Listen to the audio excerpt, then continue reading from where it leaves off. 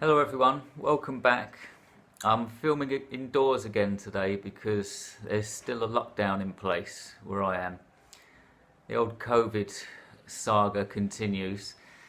But I'm doing a review today of Observatory Mansions by Edward Carey.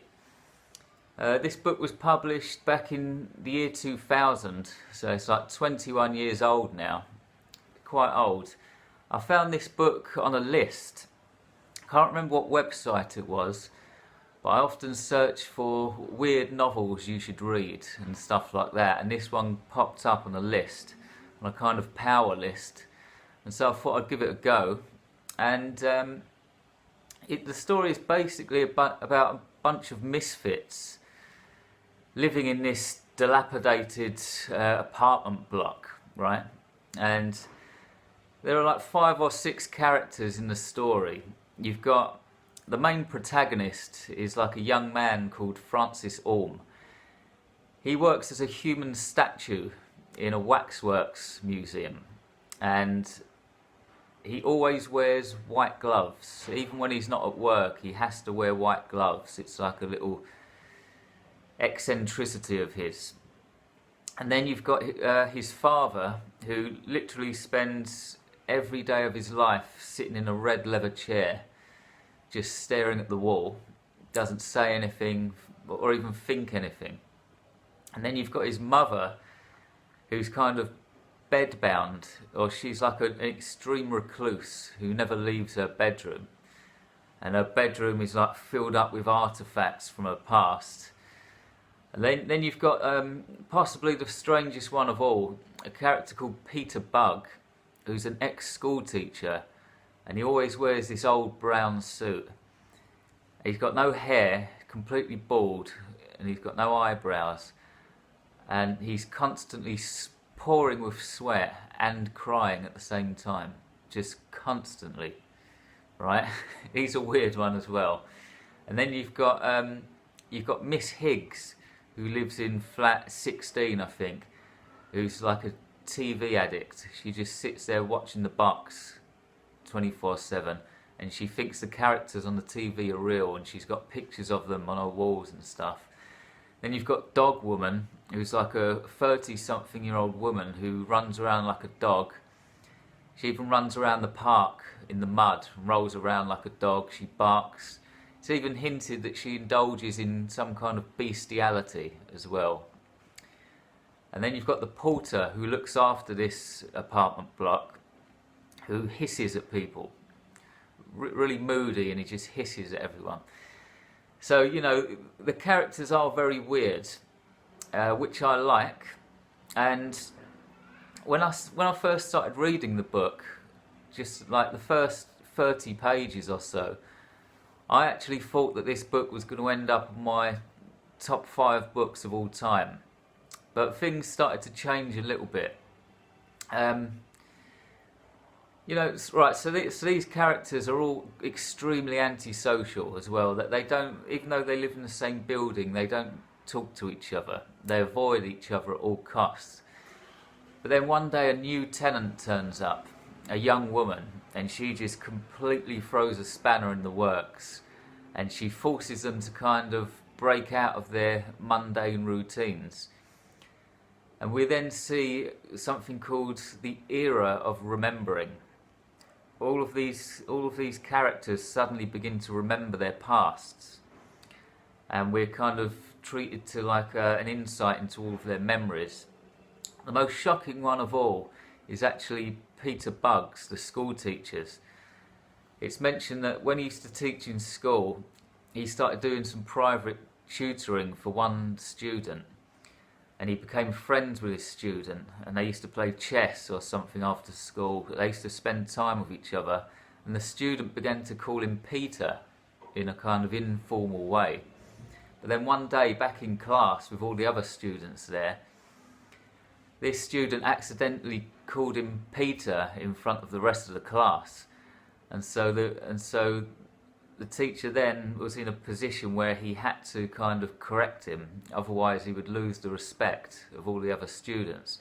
It was like an old school with proper discipline. And so he ended up going up to this boy and just smashing his wrists with a ruler about 30 times until his hands were swollen. And later that day, the boy actually hanged himself. And so that was like Peter Bugg's big memory during the era of remembering. That was quite deep. That was quite deep. And so basically all these characters, they suddenly break out of their routines, right? That's the main gist of the story. The book is about eccentricity. The book is about the kind of the tragedy of life and the tragedy of existence. All of these people somehow stuck together in this building.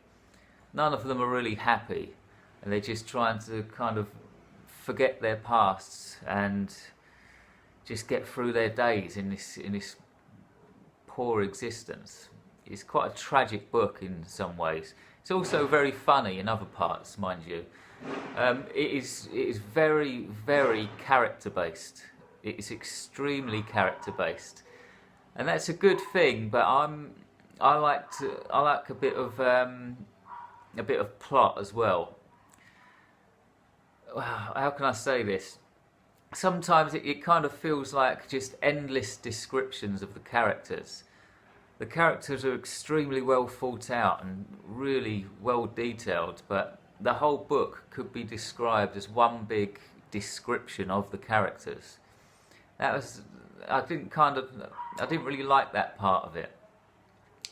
Another criticism really is it's a weird book, which I like, and I was looking for a weird book. It's very weird, but it's kind of not shocking enough. For me, anyway. My taste, personally, I like shocking books. I'm into horror, mainly, but I like a book to be really shocking and really edgy. This book is certainly weird. You can't take that away from the book, but it's just not shocking enough for me. I wasn't scared at any point. I wasn't scared at all reading it, so that kind of brings it down a bit for me. But as I say, it is extremely well thought out. I can tell that the author put so much work into this. I imagine it probably took him years to write, because there's literally that much detail in it. You can get lost in the characters. I'll certainly say that for the book. And if you like character-based books, I highly recommend this one. Another good thing I liked is that there are really short chapters as well. The chapters are not numbered, they're named, which I like, and the chapters are very short. And that always goes down well with me. And on top of that, there are also illustrations of the characters that have been done by the author himself. There are about 4 illustrations in the book that are really good. So,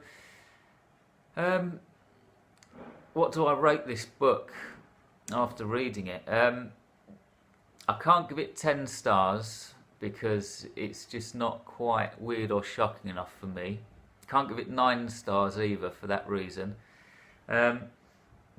6 stars is too harsh. Even 7 is too harsh. I'm going to give Observatory Mansions 8 out of 10. And as I say, if you're into characters, give it a read. If you're into weird stuff, give it a read. But just remember, in my opinion, it's not shocking enough. Okay? So there you go. Thanks very much for watching.